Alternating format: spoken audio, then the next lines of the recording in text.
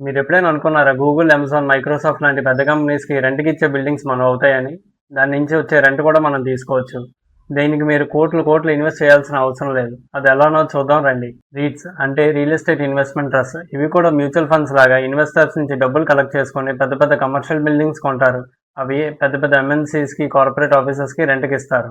ఇక్కడ నుంచి 2 types of income ఉంటుంది. ల్యాండ్ వాల్యూ పెరిగితే ఆటోమేటిక్గా రీట్స్ వాల్యూ కూడా పెరుగుతుంది. నెక్స్ట్ మంత్లీ వచ్చే రెంటల్ ఇన్కమ్ నుంచి మనకి రెగ్యులర్గా డివిడెండ్ ఫామ్ లో ఇస్తారు. ఎగ్జాంపుల్స్ మైండ్ స్పేస్ రీట్ ఉంది. ఆ కంపెనీ ఎల్ఎన్టీ, విప్రో, అమెజాన్ లాంటి పెద్ద కంపెనీస్ కి రెంట్కి ఇస్తారు. అందులో మీరు ఇన్వెస్ట్ చేస్తే ఆ రెంటల్ ఇన్కమ్ లో షేర్ కూడా మీరు తీసుకోవచ్చు. రీట్స్ లో ఇన్వెస్ట్ చేస్తే మీకు బెనిఫిట్ ఏంటంటే లాక్స్ లో ఇన్వెస్ట్మెంట్ అవసరం లేదు. నెక్స్ట్ మీరు బయట ప్రాపర్టీ కొన్నా మీరు ఎక్స్పెక్ట్ చేసినంత రెంటల్ ఈల్డ్ రాకపోవచ్చు. ఇందులో ఆ టెన్షన్ లేదు. మీకు రెగ్యులర్ గా డివిడెండ్ పే అవుట్ అనేది వస్తుంది. సెబీ కూడా అట్లీస్ట్ 90% ఆఫ్ ఇన్కమ్ ని ఇన్వెస్టర్స్ కి డిస్ట్రిబ్యూట్ చేయమని రూల్ పెట్టింది. సో ఇంకేం లేదు, జాగ్రత్తగా చూసి డెసిషన్ తీసుకోండి. ఇందులో కూడా కొన్ని ఈక్విటీ రీట్స్ ఉంటాయి, మార్టిగేజ్ రీట్స్ ఉంటాయి. ఇప్పుడు ఇన్వెస్ట్మెంట్ అంటే స్టాక్స్ లోని, మ్యూచువల్ ఫండ్స్ లోని, గోల్డ్స్ లోనే కాదండి, రీట్స్ లో కూడా మనం ఇన్వెస్ట్ చేయొచ్చు.